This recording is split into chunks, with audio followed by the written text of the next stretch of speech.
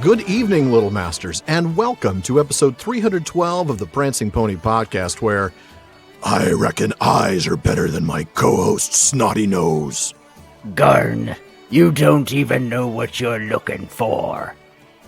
Folks, pull up a bench in the common room and join us. Join us, the pirate orcs, is what the you're saying. pirate orcs. I can redo that. No, I like it. No, keep it in there, man.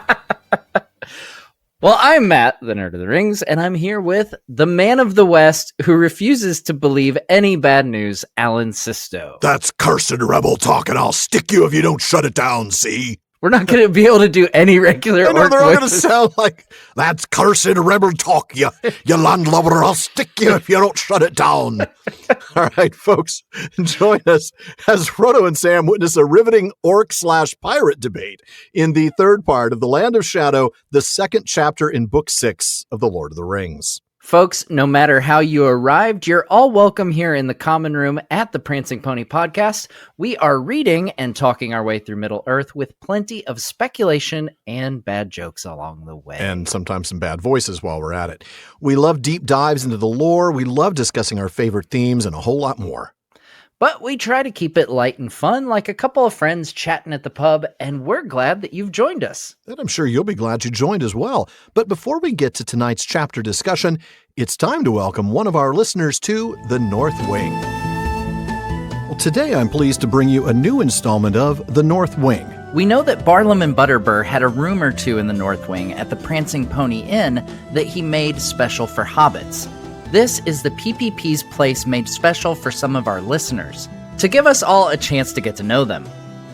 Now, rooms at the North Wing are a bit hard to come by these days, so only our patrons at the Bombadil's Bequest and Círdan's contribution tiers are eligible. Now, if you'd like to be one of the next patrons to join us, be sure to check out patreon.com/prancingponybond. I understand there's a bit of a waiting list for the North Wing right now, but I know Alan will get to them all soon, maybe even while I'm still here. Well then, why don't we welcome tonight's guest to the North Wing, Zaxu Moriarty. Thank you very much for having me. Oh, it's really our pleasure. Yeah, big fan. So glad to have you with us. All right, Matt, fire away. So Zaxu, tell us a bit about yourself. Where are you from? What do you do? And do your loved ones merely tolerate your nerdiness, or do they share it with you? That kind of thing. So I'm from Chicago. I do technology consulting for companies. So I just help them out with that basic stuff, like making sure their internet and security is solid, that sort of thing. Tolkien, I share more than most of them want to hear, but they love my enthusiasm about it, so they're willing to listen. So yes, it's a kind of a combination. They really enjoy how into it I get, and they like that it adds some detail. But if it wasn't for my passion, they wouldn't care. But at least they appreciate it in you. That's good. I like that. They like your fandom, even if they don't necessarily appreciate the underlying material as much. That's cool. Indeed. Well, Zaxu, we have to ask you the question that we ask everybody who comes to the Prancing Pony. When and how did you first discover Tolkien's works? What was your experience like, and what is it that keeps you coming back? So when I was probably about 12, my best friend, who was a few years younger than me, was telling me about this story about this wizard that came to a house, and he kept on having like dwarves show up, and it was going on about it. And so we talked about it for a while, and I went back inside to my family, and I was like, talking to my dad and my older sister about how there was this story that was going on. It was this wizard and these dwarves were showing up, and they're like, "Oh, the Hobbit." I was like, "No, that's not it." And I was like, and they kept on showing up, and while he was, and he kept on getting upset, and they were like, because he was a Hobbit, and I was like, yeah. They're like, "The Hobbit?" I was like, "No, that's not it." So that went on longer than I cared to admit, until I finally realized that they knew more than I did. Oh man, that's great. What keeps me coming back is it feels like a real world, something that is lived in, that has so much in the way of coming from a moral standpoint of giving like positive messages, creating characters that you feel like you could walk alongside and have fun with, and just always something more to discover. It's it's a bottomless well, and I'm always thirsty. Oh, I love that. It absolutely is. That inconsistency of reality, that feeling of it's a real story and not a made-up story is exactly one of the things that keeps me coming back. Absolutely. And speaking of stories, Zaxu, which would you say is your favorite book in the Legendarium and why? And if you have one, what's your favorite non-legendarium work? So my favorite book in the Legendarium would have to be The Lord of the Rings. I mean, like, I do view that as one book. First time I ever bought it was all of them together. So have to go with that. Just it's so perfect. But the Silmarillion keeps on going up there. It was one I struggled with at first. So I suspect in another couple of years that might take. That's fair. But non-Legendarium, Father Christmas Letters. Hands down. Yeah. Like, oh, man, I just realized, well, for one, I should never have kids because I will never live up to that. I was going to ask, because that's why it's not my favorite, because it just makes me feel guilty every time I read it. Yeah, but I don't need to worry about it. I don't have kids. It's perfect. There you go. No wonder you like it. Yeah. Absolutely. No, it's so fun and whimsical, and it has the same, again, it feels lived in. He's created such a rich world, and he did it just because he loved his kids. And that's just like the most positive, uplifting thing that you can get, and it just draws me to it every time. That really is cool. It's a very wholesome story, written for wholesome reasons. It's great. And who can resist North Polar Bear? Oh, absolutely. I will give a tiny anecdote about that. My friends and I will occasionally do drunk history parties where we will drink and then have to talk about things. And I did that on the Father Christmas Letters, which, of course, I was introduced by because I listened to the Prancing Pony podcast. Oh my goodness, I think we have a new event for our next in-person moot. I would so be interested. That's fun stuff. Well, okay, you don't have any kids, but have you ever given a pet a name inspired by Tolkien? If you did, or if you were to do so, what name would you give and why? So I have two dogs currently. One is...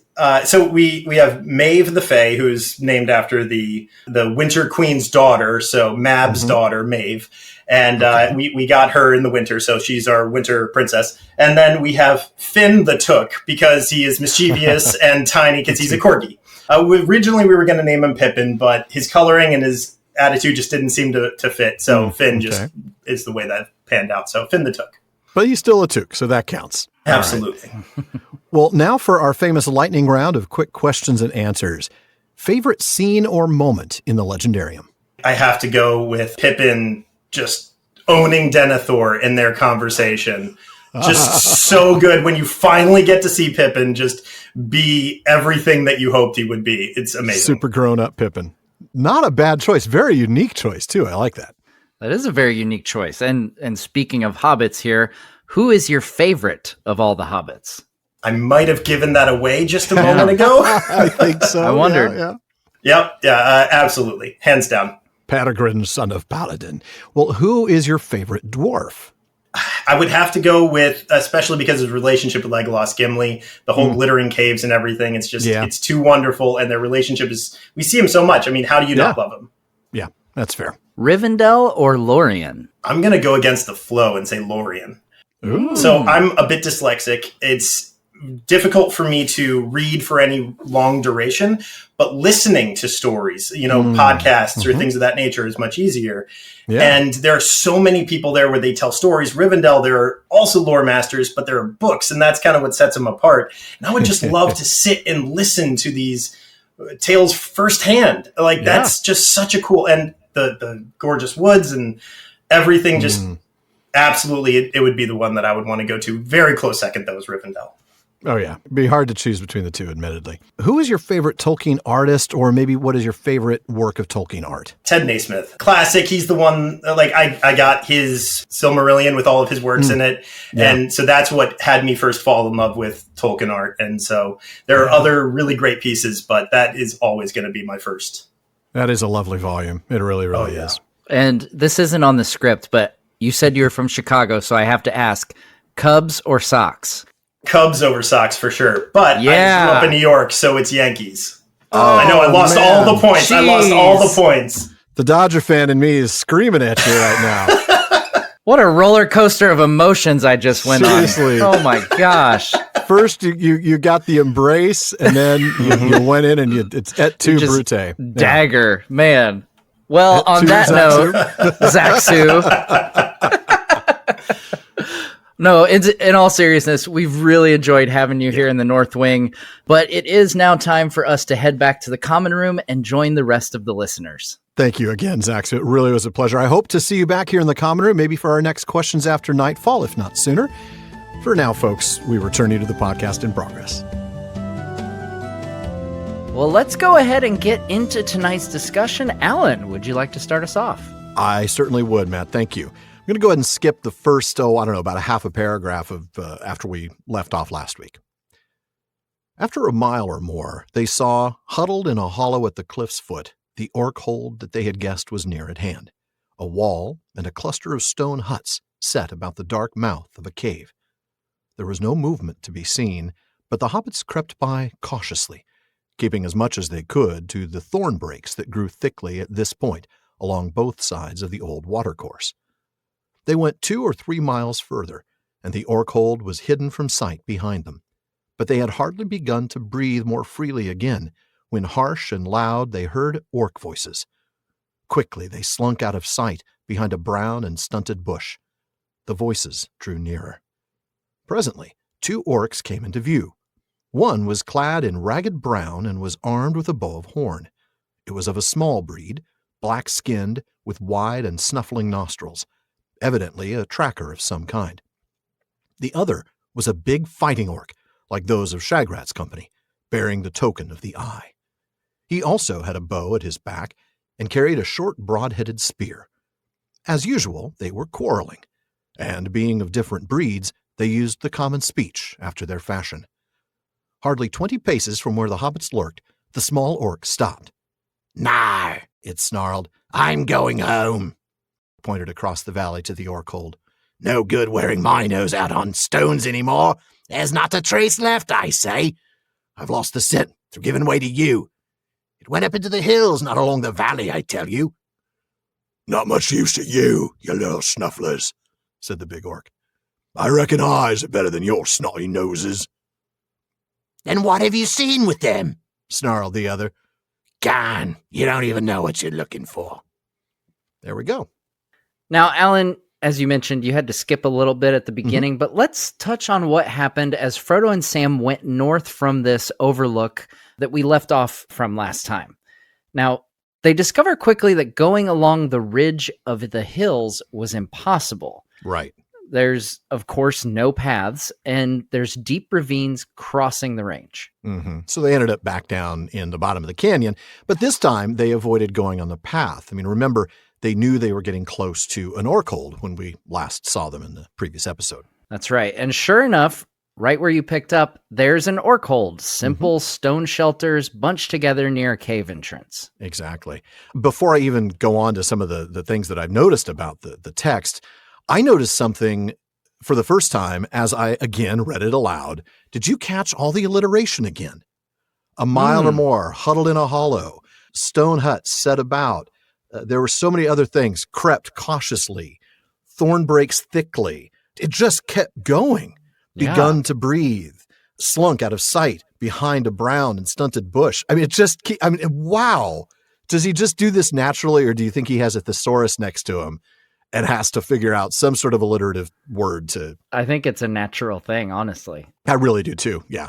It just kind of comes as a result of all the years of reading that stuff. Yeah, I think it's just goes to show the poetry of his writing. That's a good way of putting it. Absolutely. So actually, content-wise, let's take a look at this, right? They don't see any guards outside this orc hold. They don't see anybody, for that matter. But they do stay as far away as they possibly can. And it's kind of understandable, right? I mean, you're not going to walk down the path and be like, well, there aren't any guards, so we can just saunter on down here. So instead, they're staying as close to these thorn bushes, presumably ready to throw themselves into the thorn bush if needed, that are growing along that dry riverbed. Hopefully these don't have foot-long thorns like we talked about last that's time. what I was just thinking about too. And while it takes them a good while to get to the point where it's hidden from sight, they do finally get to that point. It must take a little while, right? The text says that it was a couple of miles, 2 to 3 miles. Well, even at a fast walking pace, 2 miles is going to take them 24 minutes to walk. That's a fast pace for walking. So yeah, we're talking at least a half hour of crawling by the thorn bushes. Yeah, actually probably more than that because they don't, they don't want to get caught, but long time. Yeah. And we see that they really don't have any time to breathe a sigh of relief because then they hear orc voices. Yeah, So yeah. they hide as best they can behind a bush. And, you know, that's the funny thing. We'll see them hiding a few other times. And it's funny. Orcs don't spot them for the most part. I mean, until one of them does. But we'll get to that next episode. Orcs' vision is based on movement, like a T-Rex. Now I'm seeing them as T-Rexes snuffling. Yeah.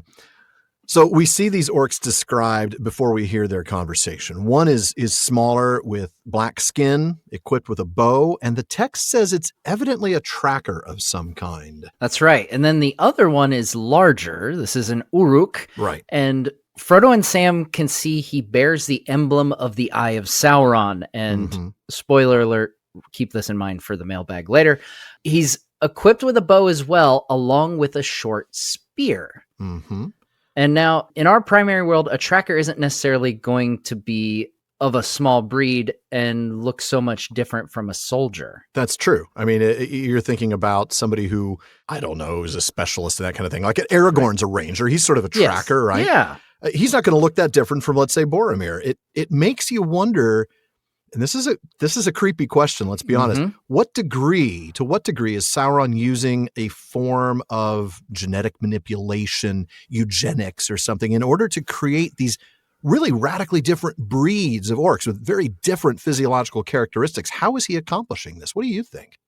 Gosh, I mean, we see obviously instances of this, look at things like the fell beasts, for example. The creation, I mean, Uruk-hai themselves are, there's more going on there. There's his interference going on. Those are not naturally occurring types of orcs. Don't we read someplace, now this may be Saruman's Uruk-hai and not Sauron's Uruks, but with Saruman's Uruk-hai, there's at least the suggestion that he's been breeding them with men. Right. Yes. And this makes sense because they're able to endure the sun. They're able to have more physical endurance, and they're taller because, of course, orcs aren't that tall.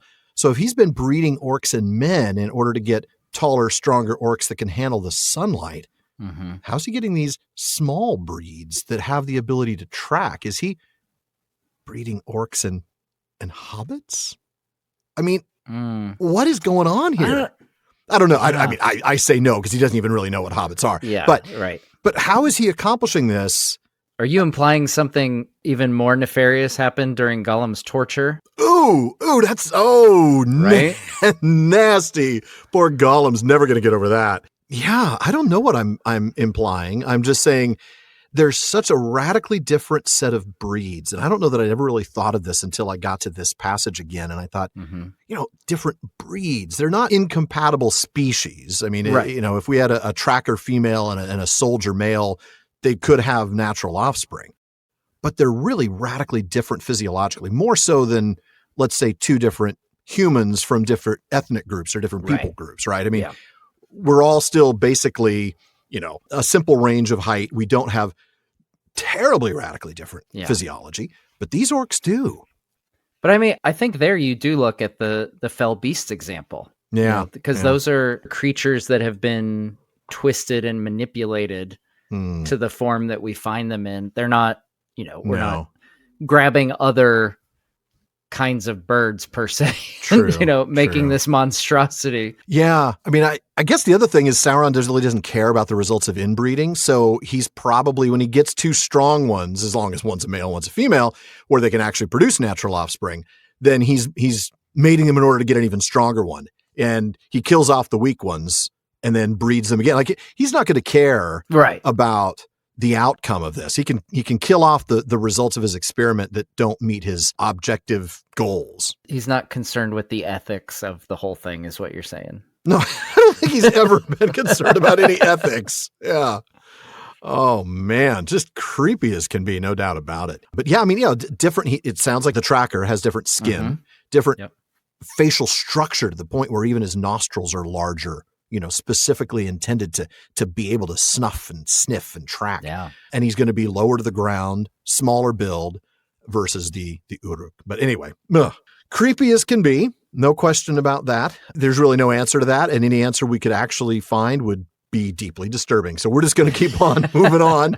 Their conversation, I put that in air quotes, is definitely a quarrel. That's just what orcs do. It's the regular way of things with these guys. As we saw with like Shagrat and Gorbag not all that long ago, it ends in a murder. But also between Grishnak and Ugluk in the Two Towers, which also ended in a fatality. So that's just what they do. Yeah, and just as we saw then, we see now these two orcs are using the common speech, it's worth noting. Not using black speech, they're using the common speech. And this is interesting since it's their breeds, not their allegiance or their home area that causes this difference. Yeah. I get why Mordor orcs and Moria orcs speak different languages or at least dialects, but this is two orcs in Mordor. Yeah, I thought the same thing. I mean, I got why in Two Towers when we get the Grishnak and Ugluk. So we've got, Mordor orcs, we've got Saruman's orcs, and we have Moria orcs. Okay, so we have three radically different geographical locations, different allegiances. So of course they're going to have to resort to using the common speech. This does feel a little bit more like just a convenient way to make sure Frodo and Sam get to hear the conversation. I mean, I don't want to imply that that's what the professor did here, but it kind of sounds that way. But as a reminder, we'll all go back to the text. Tolkien himself did explain this a little bit in Appendix F as it regards orc languages. He says, the orcs were first bred by the dark power of the north in the elder days. It is said that they had no language of their own, but took what they could of other tongues and perverted it to their own liking. Yet they made only brutal jargon, scarcely sufficient even for their own needs, unless it were for curses and abuse. And these creatures, being filled with malice, hating even their own kind, quickly developed as many barbarous dialects as there were groups or settlements of their race, so that their orcish speech was of little use to them in intercourse between different tribes. Tolkien continues, so it was that in the Third Age, orcs used for communication between breed and breed the Western tongue. And many indeed of the older tribes, such as those that still lingered in the north and in the Misty Mountains, had long used the Western as their native language, though in such a fashion as to make it hardly less unlovely than orcish. It is said that the black speech was devised by Sauron in the dark years, and that he had desired to make it the language of all those that served him, but he failed in that purpose. From the black speech, however, were derived many of the words that were in the Third Age widespread among the orcs, such as Rash, fire, but after the first overthrow of Sauron, this language in its ancient form was forgotten by all but the Nazgul. When Sauron arose again, it became once more the language of Barad-dûr and the captains of Mordor. Okay, so yeah, there's a black speech. Yeah, they don't bother teaching it to the orcs. Right, yeah. I mean, yeah, there were some words that got their way down, that filtered their way into the general population of Mordor, but for the most part, no. Yeah. They just, so there we go. It makes sense. That makes a lot more sense. I'm sure education wasn't high on the list of things that Sauron wanted to make sure he had infrastructure for. Yeah. Not so much. All right. So let's go ahead and get to the conversation itself then, or I guess the very, very short part of it we covered in this section of the text. The tracker speaks first, telling the soldier that he's going home. And we're obviously supposed to understand here that when he says home, he's talking about the orc hold that we saw earlier. And basically he's explaining, what's the point sniffing around this place? I'm not going to track anything. There's no scent left of my quarry, whatever that quarry is. Wink, wink, nudge, nudge. And the soldier is quick to resort to insults, calling him little snuffler and not useful and talking about his snotty noses. And note that he's here saying snotty noses. He's insulting their entire breed, not just this one. That's true. I like the name Little Snuffler, though. Maybe that's going to be my new Discord handle, Little Snuffler. There you go. I like that. The tracker points out, look, the soldier's eyes aren't any better. You think my nose is bad. You should see your eyes. Oh, wait, you can't. Not only have you not seen anything, you literally don't even know what you're looking for. Yeah, though it is worth bringing up the point that Frodo and Sam are only 20 paces away, and this so-called tracker isn't smelling them, so maybe they're just neither one of them good at their jobs. Seriously, pot, kettle, kettle, pot. Yeah. I mean, 20 paces away, there's two of them. They haven't showered in weeks. They've got to stink to high heaven. They smell like Mordor. Exactly. Yeah. Snotty noses indeed. Well, we'll come back to that a little bit more after the break.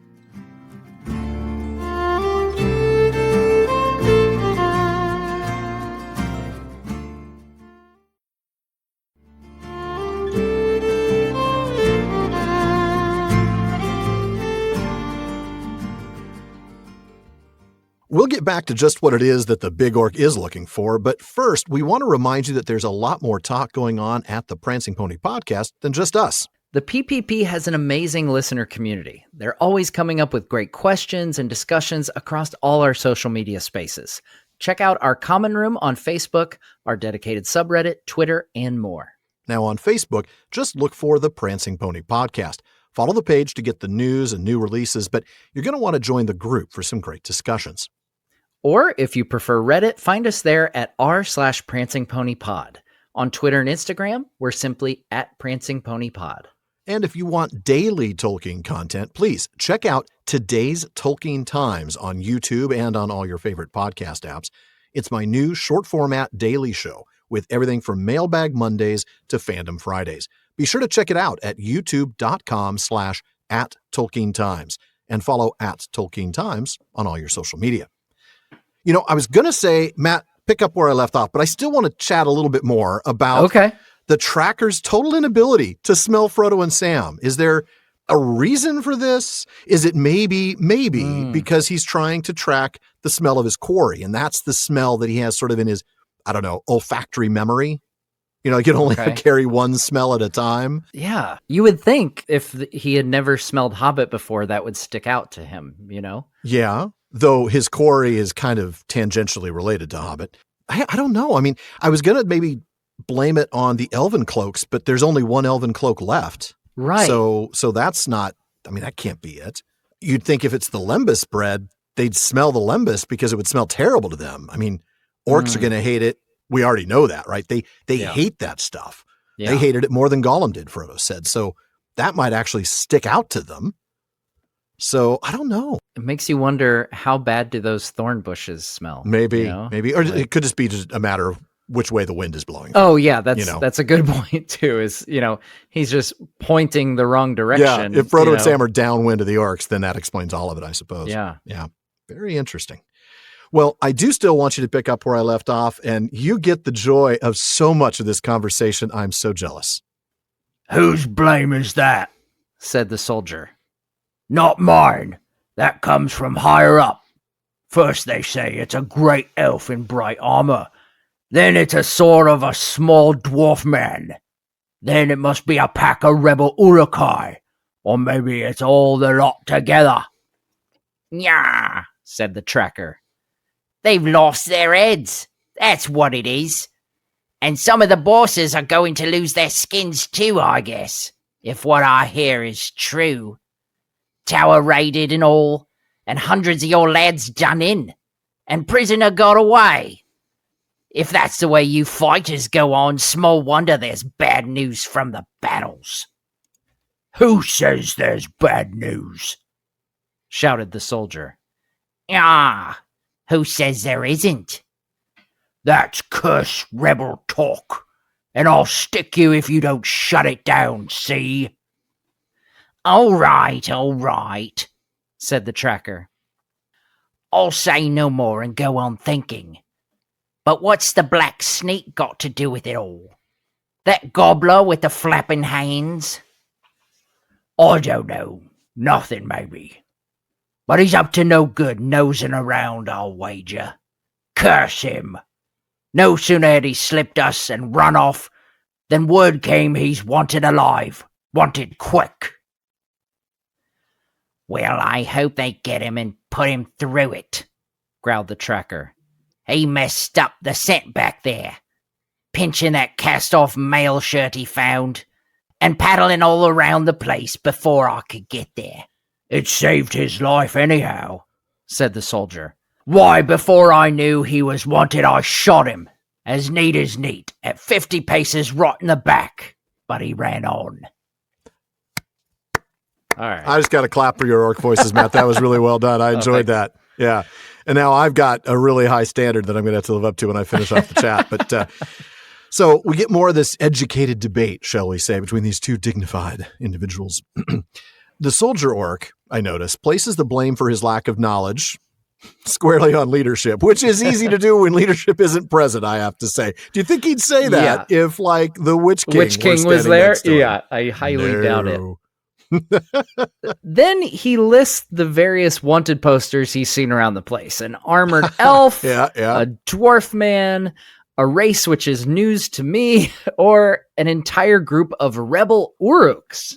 Now, just a reminder, folks, by the way, Uruk-hai just means orc folk. But yeah, I want to know about this dwarf man, right? Yeah. There's a race I didn't know anything about. Yeah. I think that's a race that comes from the Keely Tauriel line. Yeah, I think it definitely comes from like fan fiction forums. It's not a real race, folks. Just want to be real clear about that. All right. Yeah. Now, the tracker mistakes this complaint as free reign to criticize all the higher ups. I love that. He goes off, doesn't he? Yeah. They've lost their minds. Some will lose their lives with the losses at the tower and an escaped prisoner. And yeah, that's not going to go over well with anyone. No, it isn't. As Shagrat will find out when he gets to the tower and says, here, boss, here's all the cool stuff we still have. Yes, but you're the only one still alive from the tower. Goodbye. He goes a bit too far, the tracker does, and he starts talking about the bad news from the battles. Yeah, and we get this interesting back and forth. Who says there is? Who says there isn't? Again, these guys are just intellectually. You're trying to get me to prove a negative, man. They're firing on all cylinders intellectually. They really are. They really are. The soldier shuts it down. I love this by calling it rebel talk and threatening what sounds like a field court martial or something like it. It does the job, kinda. I love this. It does the job in the letter of the law sort of way. The tracker's like, well, I won't say it anymore, but I'll just still keep on thinking it. That's right. But then we get the kicker, the tracker asking about the black sneak. Oh, yes. The gobbler with the flapping hands. And man, it's been a while since we've seen Gollum. It sure has. I mean, the last we saw of him was at the end of Book 4, Chapter 9. That was Shelob's lair, when Gollum attacked Sam as he was trying to warn Frodo of Shelob's approach. Gollum started out with the advantage, attacking from behind, as he pretty much always did, but Sam drove him off. Yeah, it says, Gollum squealed, and springing aside onto all fours, he jumped away in one big bound like a frog. Before Sam could reach him, he was off, running with amazing speed back toward the tunnel. But that's exactly who we're talking about here. I mean, who's the black sneak? Well, we've seen Gollum referred to as Shelob's sneak in that same chapter, so that tracks. And Hammond and Skull actually explain to us that a gobbler is somebody who swallows hurriedly and in a noisy fashion. And then they remind us, I'm thinking, oh man, that's just disturbing. There may or may not have been a distant relative at a table at a Thanksgiving one year that now I realize was a gobbler, but I don't need to call them out or throw them under the bus. But then they remind us that in The Hobbit, Gollum got his name because when he said Gollum, he made a horrible swallowing noise in his throat. Aha. Yeah, there you go. Gobbler indeed. So definitely Gollum that we're talking about here. Yeah. And it's interesting because it seems that Gollum is known to these guys. And maybe this is just by reputation, but the soldier here figures he's up to some sort of trouble. Yeah. After all, he's wanted alive, which is probably a unique thing around. Pretty Mordor. rare, I would imagine, in Mordor, right? I mean, really? It must be quite a bit for him to be wanted alive. The trackers ticked at Gollum because he messed up the scent when he grabbed Frodo's old mail shirt. And I got to say, this bit about Gollum paddling around and, messing up the place where that was, I think it's because Gollum himself was trying to pick up a scent. So, I don't know. Yeah, absolutely. Yeah. Mm-hmm. Well, then the soldier relates what he certainly doesn't see as a huge catastrophe, but I think you and I know that's exactly what this is. Not just for Gollum, but, the whole of Middle-earth, because Gollum didn't die with an orc arrow in his back. The fact is, he was shot, supposedly. Let's talk about that. How many other times has Gollum come so close to being killed, and what would that have meant for the story playing out next chapter? Nothing good. I mean, it's very abundantly clear if you read any of Tolkien's letters or even just going through the story here in the Lord of the Rings itself. Without Gollum there, the ring does not get destroyed. Frodo does not have the ability on his own to actually cast the ring into the fire. I tend to think that had Gollum not been there, I'd like to think that Sam would have Pushed Frodo in. with himself. He would have thrown the two of them in. He would have like flying tackle, save Rosie Cotton. I can't Save Rosie. I can't throw it in for you, Mr. But I can Frodo, throw but I you can in. throw you. I love it. That's great stuff. But I think he throws himself in with it. Like, Sam's that kind of guy, right?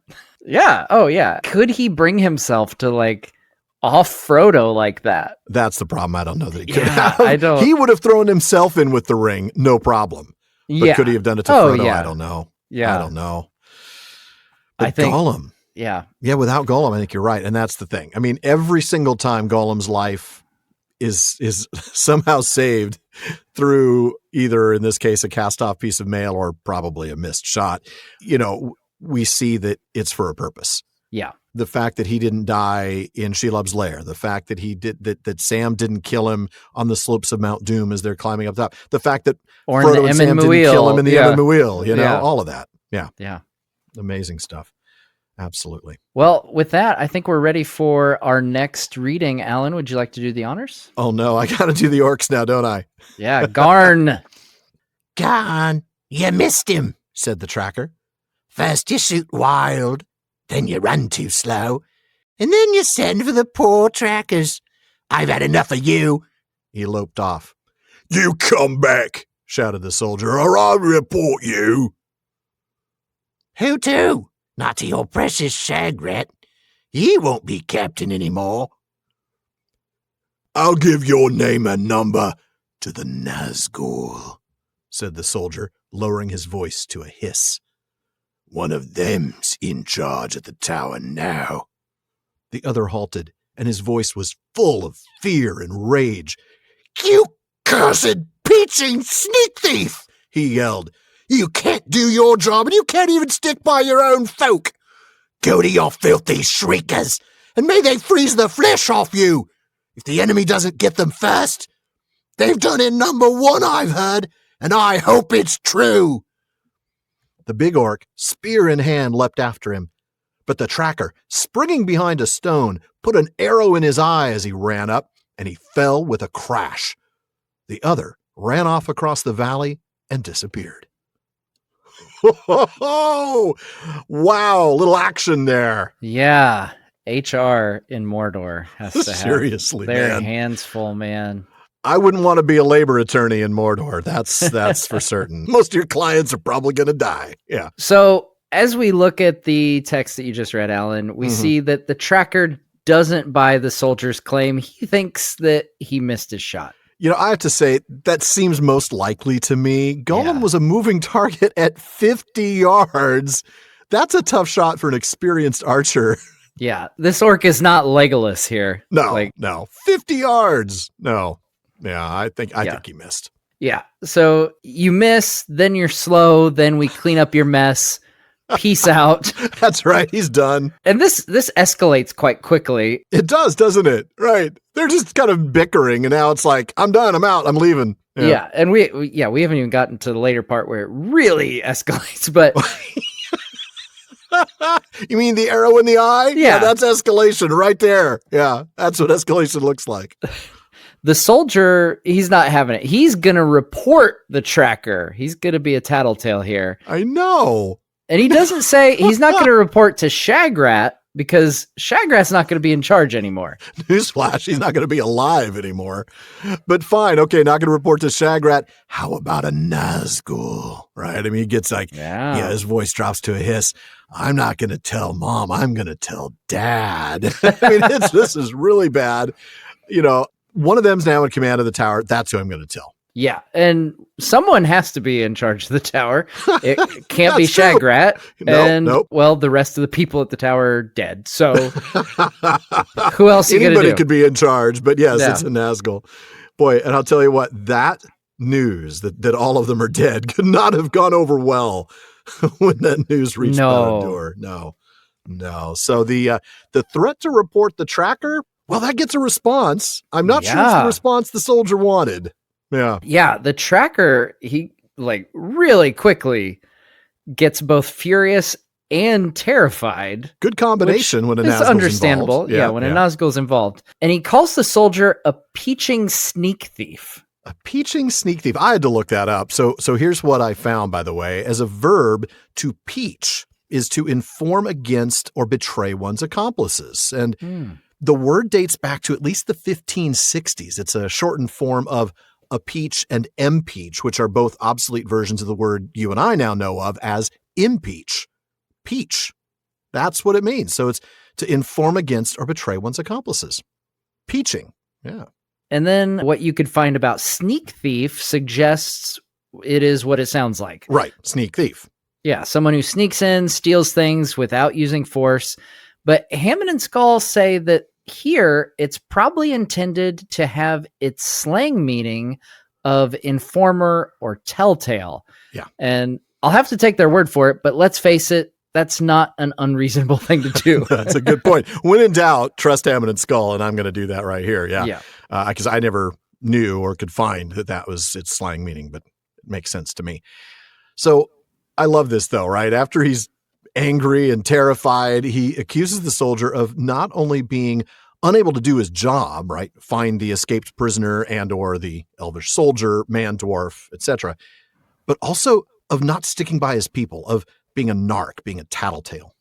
Yeah. And he tells him, you know what? Go ahead. Go tell your shriekers. Hopefully they kill you. Yeah, I was going to say, I don't think I want to report anything to a Nazgul. Right, I don't want to be in the same room as the Nazgul. I don't want to show up on the Nazgul's radar. Yeah. This feels to me like if I'm the Nazgul in this situation, like I have much more important things on my mind than your One little guy. squabble. Like, it's not unreasonable to think they might just say, you know what? I'm going to kill you for annoying me. Exactly. I mean, what are you reporting?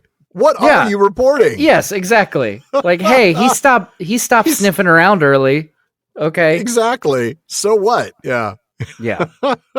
Man. And by the way, our tracker here, he goes on to say that's if they don't get taken down first. After all, I've heard about what happened to the Witch King, and I hope it's not just a rumor, he says. Oh man. Now the Nazgul might not like that if it gets reported. Right. Yeah, that might true. cost him something. Yeah. But that makes me wonder, how in the world did this lowly tracker find out what happened to the Witch King so quickly?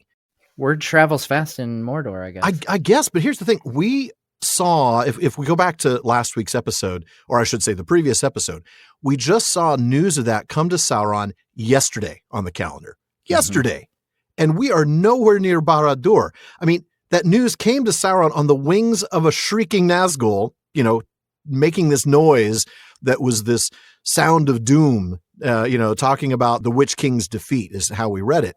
But unless that Nazgul was shrieking in a language that all the trackers understood, how in the world did he get the news? You have to imagine that there's near constant correspondence being sent back and forth to these places. Yeah. In a time of war. Though. But it does. Right. Yeah. Because Sauron didn't find out that Frodo was prisoner in the Tower of Cirith Ungol until 3 or 4 days after he was captured. Yeah. By the time he found out he was captured, he was already out. He was already escaped. So in this timeline, does Sauron find out about Frodo being captured? Has he found out yet as of right now where we are? I believe he has found out as of now. In fact, I believe that's why he's sent the Nazgul to the tower. Ah, yes. Yeah, that sounds right.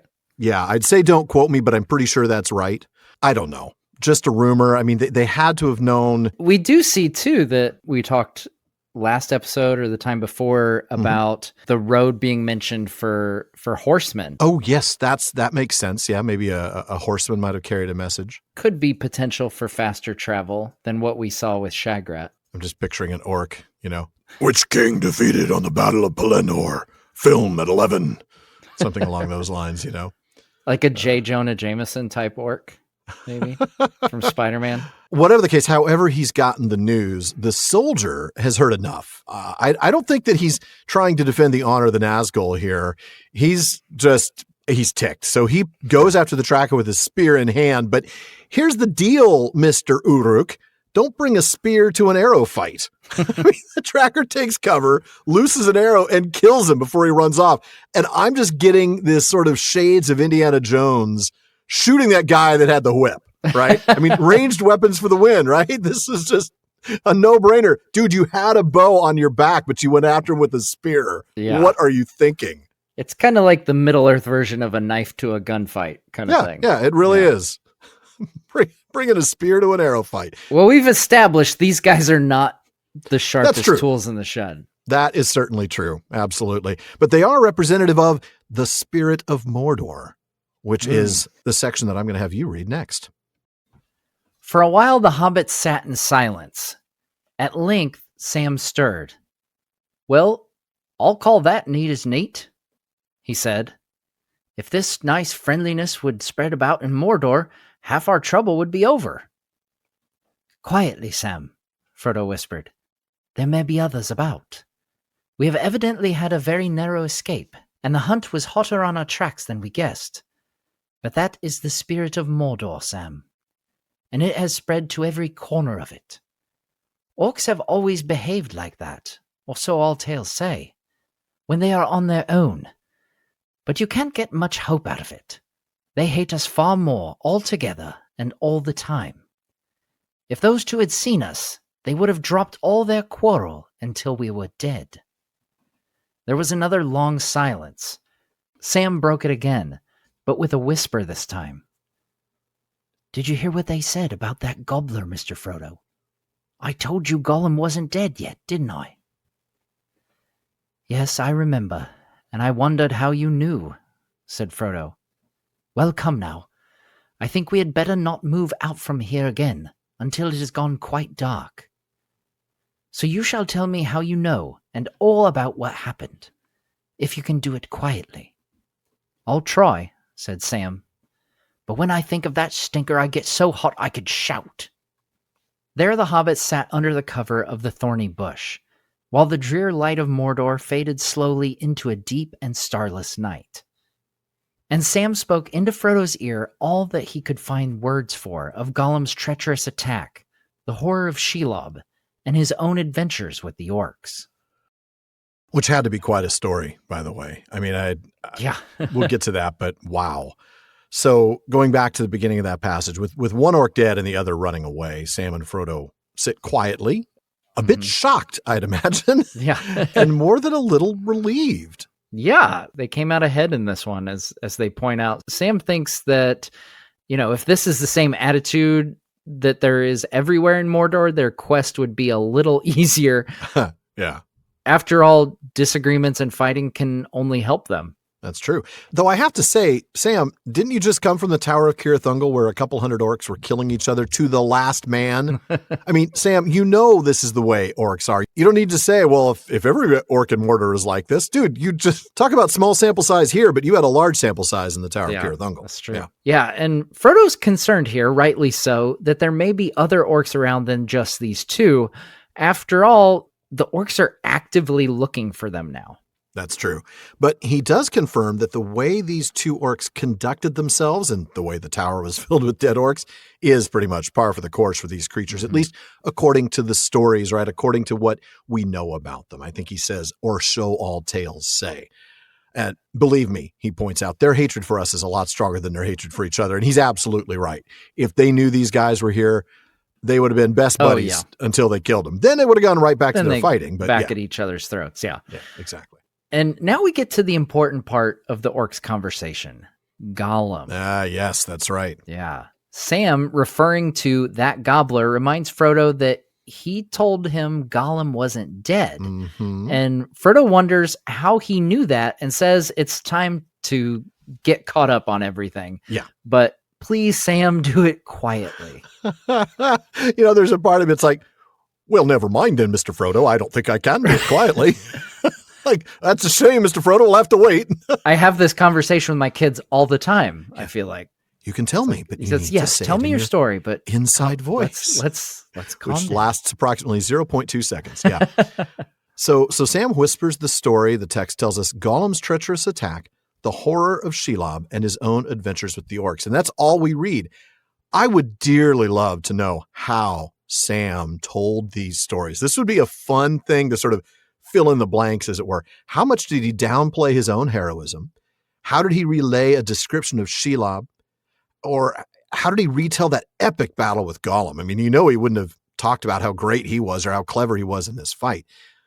We don't have that, but we can recap what the book said over the last 2+ chapters of Sam on his own. So we're just going to do a few brief excerpts. Yeah, the last they knew of Gollum was about halfway into the chapter Shelob's Lair. He had gone in first and seemed to be only a few steps ahead. While they were still able to give heed to such things, they could hear his breath hissing and gasping just in front of them. But once they got to the fork in the tunnel, it was clear that Gollum was gone. "Which way is Gollum gone?" panted Sam. "And why didn't he wait?" "Smeagol," said Frodo, trying to call. "Smeagol." But his voice croaked, and the name fell dead almost as it left his lips. There was no answer, not an echo, not even a tremor of the air. "He's really gone this time, I fancy," muttered Sam. "I guess this is just exactly where he meant to bring us." Yes, Sam, yes, that's true. Detective Sam on the case. I know, exactly. I don't want to miss the obvious there, Mr. Frodo. After they'd escaped, thanks to the file of Galadriel driving Shelob back and Sting hewing through her webs, Frodo had gotten ahead of Sam. Already he was some 20 strides ahead, flitting on like a shadow. Soon he would be lost to sight in that gray world. And of course, that is when Shelob crawled her way out of a hole in the shadow of the cliff and moved after Frodo. She moved with a horrible speed, now running on her creaking legs, now making a sudden bound. She was between Sam and his master. She fixed all her intent upon one prey, upon Frodo, bereft of his file, running heedless up the path, unaware yet of his peril. Swiftly he ran, but Shelob was swifter. In a few leaps, she would have him. Sam gasped and gathered all his remaining breath to shout. "Look out behind!" he yelled. "Look out, master! But suddenly his cry was stifled. And why is it stifled? It's because of Gollum's sneak attack on Sam. That fight is way too long to read here, but it was an epic back and forth battle that we got. It sure was. Between these two. Good stuff. Then there's the entirety of chapter 10, the choices of Master Samwise. Yeah, whole chapter. Again, there's too much to recap there, but if you've not listened to those episodes, you and Sean actually covered the chapter at the end of season 6 of the PPP in episodes 258 to 260. It is hard to believe that was more than 50 episodes ago, but yes, that is exactly when we covered it. That, of course, included Sam's incredible fight with and victory over Shelob and his heartbreaking plea to Frodo, "Don't leave me here alone. It's your Sam calling. Don't go or I can't follow. Wake up, Mr. Frodo." I mean, I can't read that without crying. It's so heartbreaking. I love that. His lengthy back and forth with himself about what he's supposed to do next. I love that. Well, you didn't put yourself forth. You were put forth. And the company, the council would want this. I loved all that. And then his thoughts of revenge, grief, fear, and even darkly and briefly, thankfully, the thoughts he had of taking his own life. I mean, he was really running the gamut of emotion. His farewell to Frodo, and then his overhearing that conversation between Gorbag and Shagrat about Frodo, including the fact that he was still alive. Man. Yeah. So the question now is, how does Sam tell that story to Frodo? How does he I don't think he tells it? him that he was crying. Yeah. I think he comes into Shelob's lair and he says, "So anyway, I started blasting. It was a tiny little spider. I stomped on her. It was all over. No, it wasn't a big deal. Gollum ran off. Pretty sure he's still alive." Yeah. That spider stung you, Frodo. It actually wasn't all that big. I mean, yeah, I don't mean to scare you, Frodo. It wasn't that big. I don't know what happened. It just dangled off this web and it stung you in the back. It just fell right on you. Yeah. You didn't even feel it. We don't need to tell you that the spider was as big as, a truck. Right. Gosh, it's so creepy. It really is. Gosh. That is one of the creepiest moments in the entire I could see him. Movies. I could see him glossing over some of the Shelob fright, Yeah. To save him from the terror too. Right. I don't need to give you more bad dreams, Frodo. It's like, oh, by the way, the orc said this is what she does to the people that you almost were one of. You were almost meat to be drained. Yeah. Yeah. Oh, man. That's a good point. Like, how did Sam relate all these? So many of these things are Sam being a freaking hero. Yeah. But Sam is so humble. You know, he He wouldn't talk like that. Right. Would he admit to Frodo how he was tempted by the ring? Would he say, I had this vision of myself as this all-powerful gardener? Yeah. Now, getting back to the text at hand, we did briefly skip one line at the end of that passage. Yeah. When he was done, Frodo took Sam's hand, another of those tender moments between two dear friends. I love that moment. We have to skip some stuff. Yeah. And in this chapter, it's hard to skip anything because it's so eventful, not in a narrative sense, like action-wise, though it is that too. But even the stuff where nothing's quote unquote happening, there's a lot of things to talk about, and it's hard to really, skip any of it. But we have to. So, well, speaking of things happening, we got to get to some more of the story here. Alan, you want to take it away? I will. Well, I suppose we must be going on again, he said. I wonder how long it will be before we really are caught, and all the toiling and the slinking will be over, and in vain. He stood up. It's dark, and we cannot use the lady's glass. Keep it safe for me, Sam. I have nowhere to keep it now, except in my hand, and I shall need both hands in the blind night. But Sting I give to you. I've got an orc blade, but I do not think it will be my part to strike any blow again. It was difficult and dangerous moving in the night in the pathless land, but slowly and with much stumbling, the two hobbits toiled on hour by hour, northward along the eastern edge of the stony valley.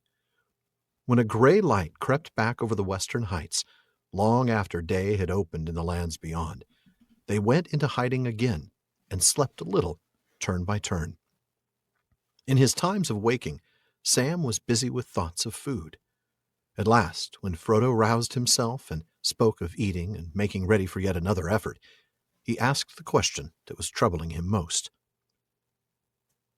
"Begging your pardon, Mr. Frodo," he said, "but have you any notion how far there is still to go?" "No, not any clear notion, Sam," Frodo answered.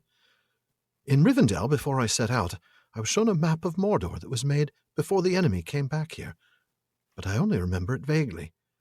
I remember clearest that there was a place in the north where the western range and the northern range send out spurs that nearly meet. That must be 20 leagues at least from the bridge back by the tower. It might be a good point at which to cross. But of course, if we get there, we shall be further than we were from the mountain. 60 miles from it, I should think. I guess that we have gone about 12 leagues north from the bridge now. Even if all goes well, I could hardly reach the mountain in a week. I'm afraid, Sam, that the burden will get very heavy, and I shall go still slower as we get nearer." And I'll stop there, meaning we have to skip a couple more paragraphs because it's what we have to do, yeah. We'll leave it to Sam to ask, are we there yet? Seriously, come on, Sam. Now, with the story told and Frodo now up to speed, he knows it's time for them to get moving. But here, once more, we see Frodo's resignation and this sense of fatalism. You know, how long before we're really, truly caught? That's a good point. I mean, we've seen this before in a few other spots where we're going to do this, but we're not going to make it. Even in the earliest draft of this chapter, this resignation was here, but it was told differently. I want to look at this just because it's one of those look back at the Shire moments that we're going to see more of in the next chapter. At length he stirred. "So this is what comes of eavesdropping, Sam," he said. "But I wonder if you'll ever get back. Perhaps it would have been safer to have been turned into a toad, as Gandalf threatened. Do you remember that day, Sam?" he said, "and clipping the edges into the window?" "I do, Mr. Frodo. And I bet things are in a nasty mess there now with that Lobelia and her Cosimo, begging your pardon. By the way, that was Lotho's early name was Cosimo Sackville Baggins, so there'll be trouble if ever we get back." "I shouldn't worry about that if I were you. We've got to go on again now. East, Sam, not west. I wonder how long it will be before we are caught, and all this slinking and toiling will be over." I may or may not have read that just to tell you that Lotho's first name was Cosimo. I was going to say, I feel like he's the first Italian hobbit or something. Well, no, Marco and Blanco. Remember, they were the two that founded the Shire. Right. Yeah. They make it a nice pasta. Yeah. No, Cosimo. Yeah. Along with Trotter and what were some of the other just Bingo? Bingo, yeah. Yeah. Yep. Yeah. Bungo's in there somewhere. Yeah. Right? Yeah. They sure were. Now, getting back to the topic at hand. Getting back to this version of the text, This version of the text, yes. Frodo asks Sam to take the file for safekeeping as he still has pockets. Frodo would have to hold it. Sam, do you have a pocket? Yeah. Frodo had to hold it, and that won't do. So. No. And while Frodo is only asking Sam to hold on to the file for him, he does give Sam Sting. That's right. And Frodo, we see here, kind of comes to the conclusion that he's done fighting for now. That's right. That's right. So they spend the rest of the night. And by the way, just as a reminder, folks, it's March 16th. So it's the night of March 16th. They spend that night moving north in this valley between the Morgai and the Efelduath. And when morning comes, that would be March 17th now, they hide and sleep in turns. Sam, very concerned about food. And clearly this isn't from, oh, I'm hungry, I need to eat. He's more concerned about the rest of the journey. It's a long way. And that's really what prompts him to ask that question, isn't it? Yeah, and I love the quote, just the direct quote here. Sam was busy with thoughts of food. It's just a wonderful phrasing that I feel that. I got a little chuckle from that. So when Frodo wakes up and it's time to have a bite before moving on, Sam asks the big question, how much further do we have to go? Yeah. And Frodo tries to recall the map of Mordor that he saw in Rivendell. And this was a map that dated back to before Sauron's return to that land. And Frodo says he can only remember it vaguely. Well, look, that's fair. This was 3, 4, maybe even 5 months ago. The Council of Elrond was October 25th. The company left on December 25th, and we just said it's March 17th. Yeah. So, yeah, maybe if you studied this the day before they left, we're talking about, almost 3 months. Yeah. But what he does remember is that the two mountain ranges, this is the Western Range, the Efelduath, and the Northern Range, the Eredlithwi, right, each send out spurs near where they meet. Right. Now, Frodo estimates that the meeting point of those spurs is about 20 leagues. That's 60 miles, a little less than 100 kilometers from where they left the tower. And then later on in that reading, just a bit, he speculates that they've covered 12 of those leagues. That's 36 miles or a little less than 60 kilometers. So they've covered more than half of that distance so far. Yeah. And he also thinks that if that's where they leave the road, they'd have about 60 miles to get to Mount Doom. And recall that it was about 40 miles away from the overlook when they climbed to the top of the Morgai yesterday. That's right. So 24 more miles to the point where the spurs come together, and that's the Eisenmouth, though Frodo doesn't know or remember the name at the moment. And then 60 more miles to the mountain. So we're talking about 84 miles, which he thinks would take them at least a week to travel. That's about 12 miles, a little less than 20 kilometers every day. Yeah. And Frodo acknowledges that that's optimistic, actually. Yeah. Because the burden is going to slow him down the closer they get to Mount Doom. Mm-hmm. And still, he's not all that far off. Remember that it's March 17th, and Frodo gets to the Cracks of Doom on March 25th. Yep. 8 days, so pretty close. Let's take another look at the note on the geography from this chapter in Sauron Defeated. That's volume 9 of the History of Middle-earth. Christopher explains there, the distance from the Morgai Bridge below Cirith Ungol to the Eisenmouth was roughly estimated from memory by Frodo as 10 leagues or even a dozen. That was initially what he had said.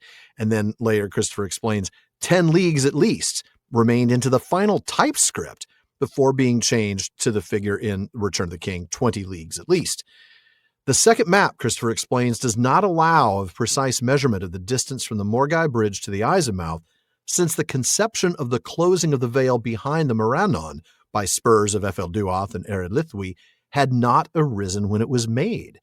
But it could be minimally calculated as between 30 and 40 miles. On the large-scale map, it becomes 56 miles or just under 19 leagues, agreeing with the 20 leagues of the Return of the King. And he goes on to talk about the distance to Mount Doom as well. Frodo's estimation of the distance from the Eisenmouth to Mount Doom as about 50 miles likewise remained through all the text until replaced at the very end by 60. This distance is roughly 50 miles on the second map, about 80 on the third map, and 62 on the large-scale map as Mount Doom was first placed. When it was moved further west, the distance from the Eisenmouth became 50 miles. The change of 50 to 60 at the end of the textual history of the Return of the King is thus, strangely, the reverse of the development of the map. That is interesting. And it really, I also love the detail, by the way, that Christopher Tolkien goes into all of this to show us how Tolkien sort of ended up landing here. First it was, let's do these distances. Then it was like, I've drawn the map, so we've got to go this way. And well, now we got to refine the map, and now we got to refine the text. And eventually it all agrees, but really, really good stuff. And this was before search and replace on a Yes, I just want to point that out, how impressive this is. I remember Dawn and I actually talked about this, I think, in one of the last episodes or two that we worked on together. What would have Tolkien done with modern tools? We were thinking about like Google Docs, with all the tracking changes and all of this, how much easier it would have been than looking at like, well, my father wrote this over an ink pen over pencil and I can't read a darn thing, which is basically what Christopher's trying to tell us half the time. And yeah, combine that with what he would have been able to do with search and replace and all of the other things. It's just, wow, what would he have done with modern technology? But yeah. So in the bit, the couple paragraphs or so that we skipped at the end of this section, we get the reason why Sam was asking. And I think we talked about this really as we were discussing it. They've got a ways ahead of them, but they don't have a lot of food left. So Sam's really concerned, even if it is going to take only 7 days, and we know it's going to take 8, they need to start eating and drinking a whole lot less. And yeah, Frodo admirably just takes a breath and encourages them to get moving. And that's what we're going to do. We're going to get moving and move on to the last reading of this episode. And that's all yours. Fire away. I will say, before I get into the reading, if they weren't as picky at eaters, if they took a page out of Gollum's book, there is a freshly killed orc laying down there. Oh, not man, far that away. is disturbing, but you're right. And it's the warrior orc, so there'd be a lot more food. There would be. Maybe they could just dry him out and turn it into a little orc jerky. Orc jerky. There you go.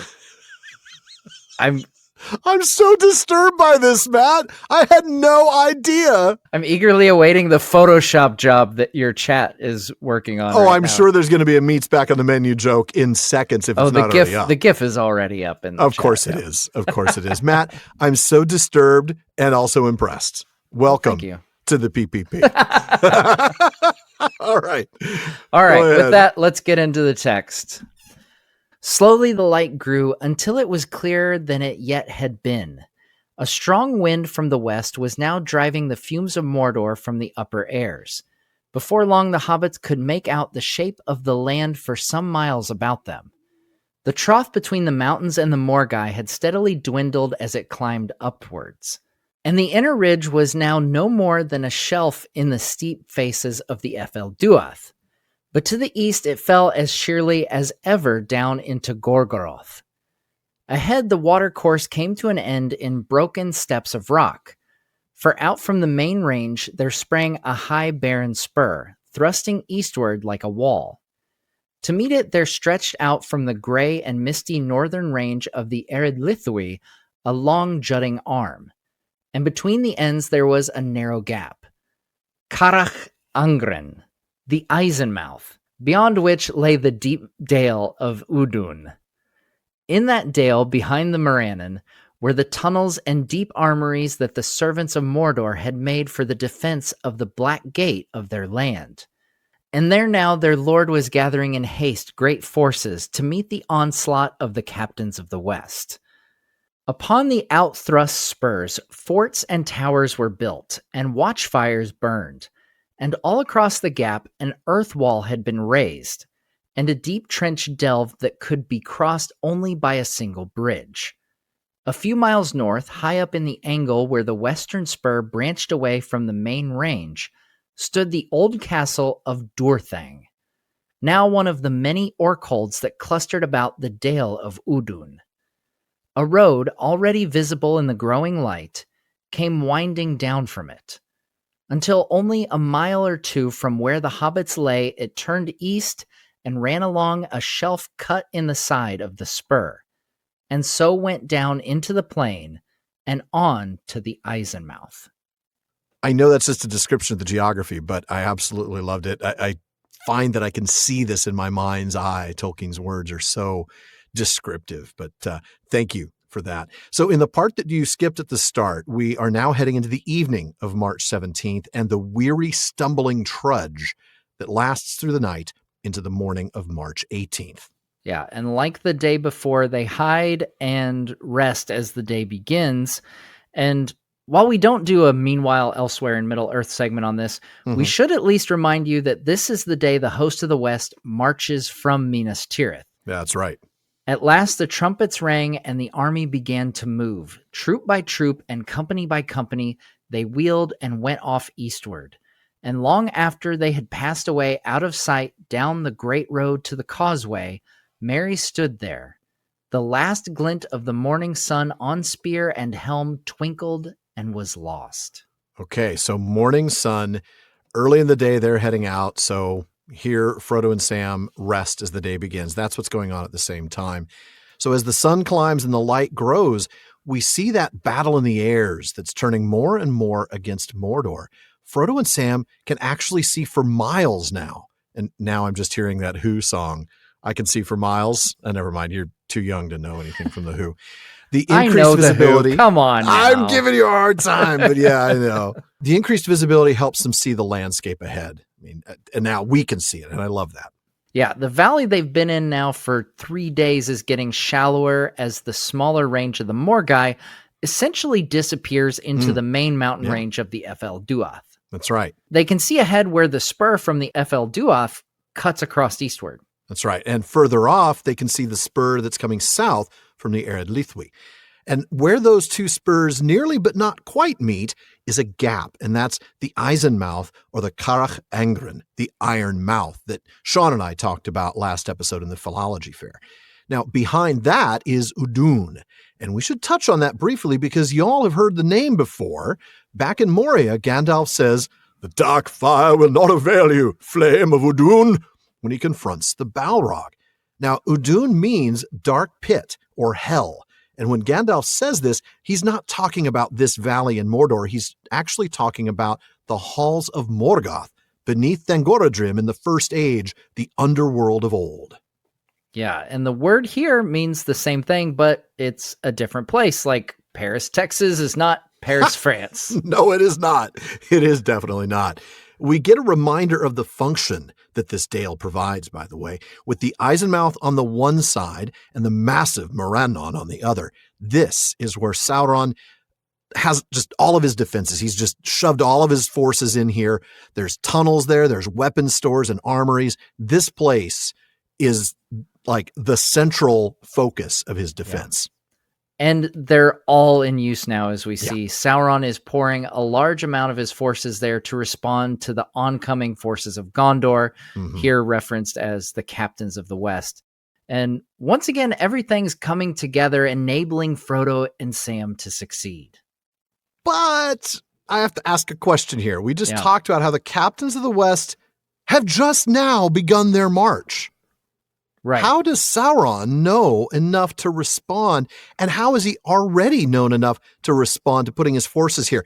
The guys just decided yesterday to make this march. I'm going to say I think Tolkien's sort of kind of cheating here and talking about Sauron marshaling his forces. But maybe he was just marshaling his forces in preparation for a possible attack. Yeah. Because they literally just started marching this morning. Right. Yes. I mean, you could perhaps say, maybe Sauron is using a Palantir and sees you could see what's the happening, gathering forces. True. Sees them heading out. I also think the other feasible option is for them to take Cirith Ungol and pass through Minas Morgul. Yeah, like, why are they dumping all the defenses in the Morannon when they could be sending half of them down at least to Cirith Ungol in case they come through there? It's the shorter route. It is the shorter route. It's also a far more treacherous route. Well, that is true. Giant spider. Yeah. Like who's going to brave Minas Morgul? I mean, take some of the prisoners they captured on the field, like some of the Southrons, some of the Easterlings, and take them with you and throw them into Shelob's lair. And when Shelob's in her food coma, post Thanksgiving, now we can go on by. Yeah. Thinking ahead here, post, what we're gonna, what you'll end up getting to later on the podcast, I'm sure, is Aragorn will later basically rule out even anyone going to Minas Morgul because it's such an evil place. 'Tis a silly place. Let's not go there. So I could see why, you're kind of, if you're in Sauron's mindset, you're like, yeah, that place is pretty messed up and it's got a giant spider. I don't think they'll travel that way. Yeah, probably not. I mean, realistically, the Black Gate is the place where people are going to attack. It's historically where people have attacked. Makes sense. If it worked for the Last Alliance, why not stick with what? But the Last Alliance was coming from the north. So that's true. That kind of made sense. Yeah. Anyway, we're also given a picture here of how the Eisenmouth itself is guarded. It mentions forts and towers on the mountains and a wall of earth built across the gap. With a trench in front of the wall with only one crossing point. I really want you to notate that, by the way. That one crossing point is actually going to be a problem. That one bridge will come into play next week. And we're also told about one particular fort higher up to the west where that east-west spur leaves the Ephel Duath. That is Dorthang. I love that name. Yeah, it's a great name. It always makes me think of Gorthang. It makes me think of Durthal, my character in Lotro. That's right. Yeah, you mentioned that. Yes. Now, the text says the old castle of Dorthang, now one of many orc holds, which suggests it was originally built by Gondor as a fortress when they held Mordor. Right. The old castle, now one of the orc holds. Right. The thing is, though, nothing in the text actually tells us that explicitly. But in the index for Sauron Defeated, Christopher lists Durthang as Orkhold in the mountains west of Udun, originally a fortress of Gondor. And in his complete guide to Middle-earth, Robert Foster says it is a castle built early in the Third Age by Gondor on the ridge of the western side of the Udun, used to guard that entrance to Mordor. Then adding it was deserted by Gondor around 1640 of the Third Age and later turned into an Orkhold. Okay, look, I'm not going to say that that's unlikely. Those numbers, those times make sense, but that's reading an awful lot between the lines when the only thing Christopher Tolkien says, it was originally a fortress of Gondor, it's now an Orkhold in the mountains. There's nothing that says it was built early in the Third Age. There's nothing that says that it was built specifically to guard that entrance to Mordor, and there's nothing to say when it was deserted by Gondor. But okay, fair enough, Mr. Foster. Yeah, I'm really not going to give him too much of a hard time because those numbers actually make sense. They do, yeah, because I think it coincides with the plague, right? Exactly. If I'm remembering correctly. Yeah, and that is when most of the guard over Mordor, most of the watch over Mordor failed. Yeah. Yes, yeah. But of course, the truth is there isn't enough detail in the text to know this for sure. What we can say with certainty, though, is that the name is Sindarin for dark oppression. Dur means dark. We see it, of course, in Barad-dûr, Dol Guldur, and in its plural form, Emin Duir, the Dark Mountains. That's the range of mountains in Mirkwood.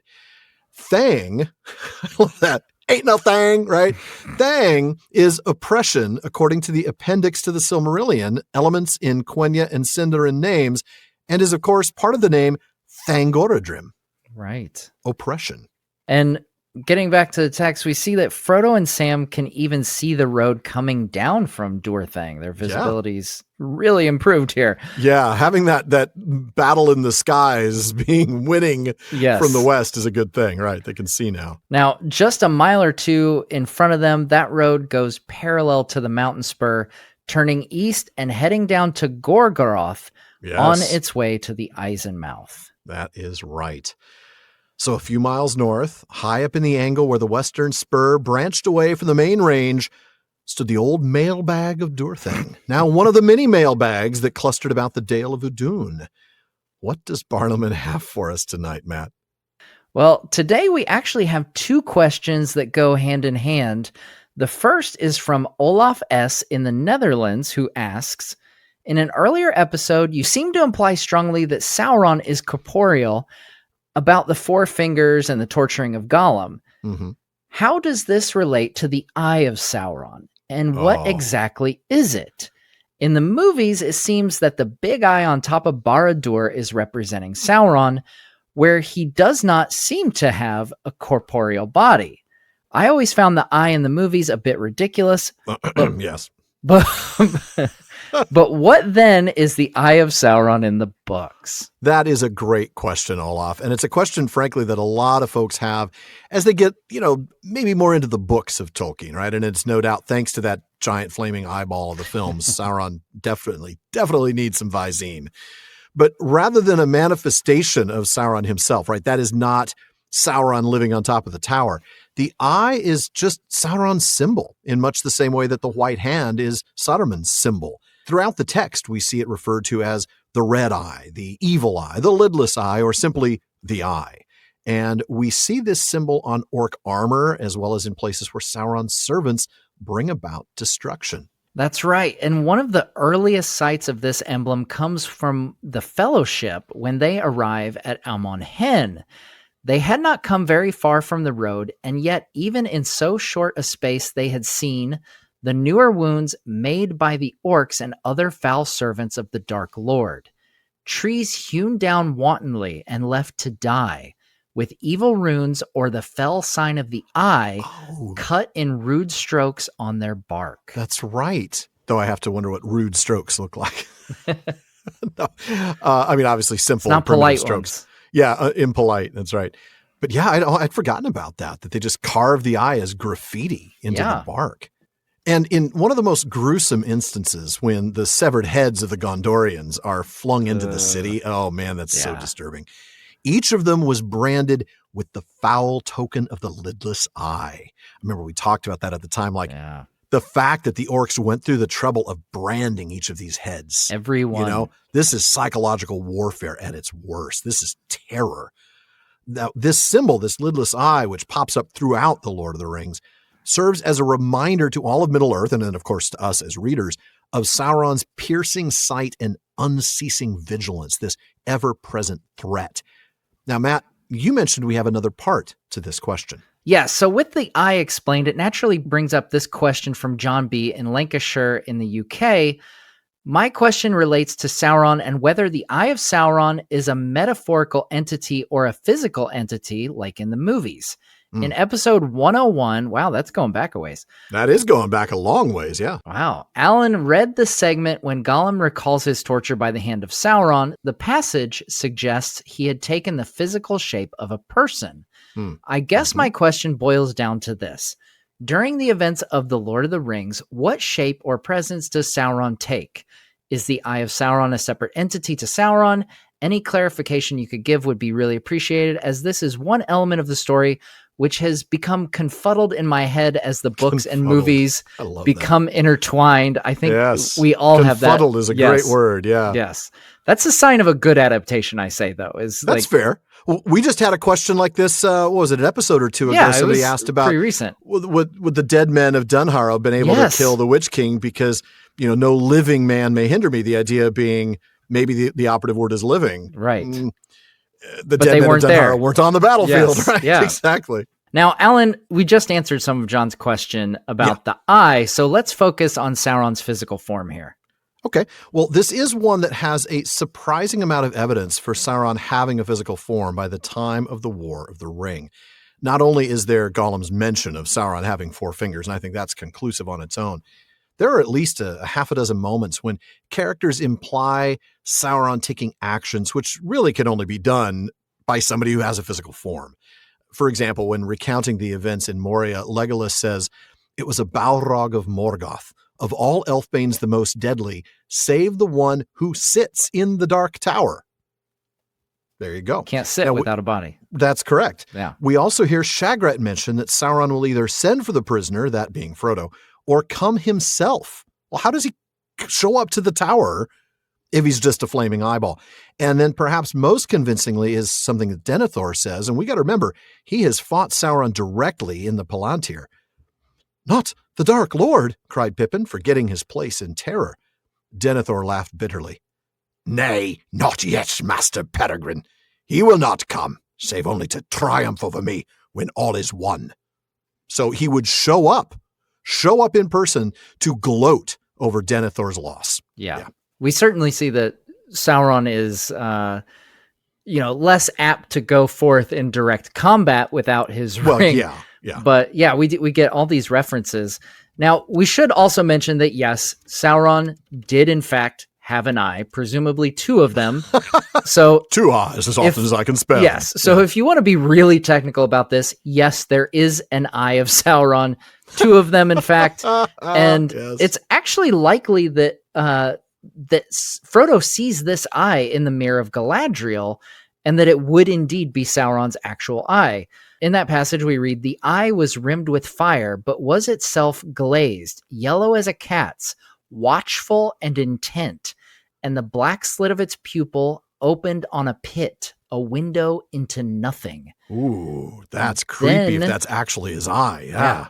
Then the eye began to rove, searching this way and that, and Frodo knew with certainty and horror that among the many things that it sought, he himself was one. Oh, that is deeply disturbing. Yeah. That's his eye. That's his physical eye. That's what he saw. Oh, I can believe it though. I mean, Yeah. again, whatever form he took, he's undoubtedly stuck in. I think we've talked on the show a number of times about how these Maiar and even the Valar can get stuck in a physical form. Morgoth, for example, got stuck in the form that he was in after his fight, and that's why after Fingolfin stabbed him, he went halt of foot ever after, right? Right. Same thing with the Maiar.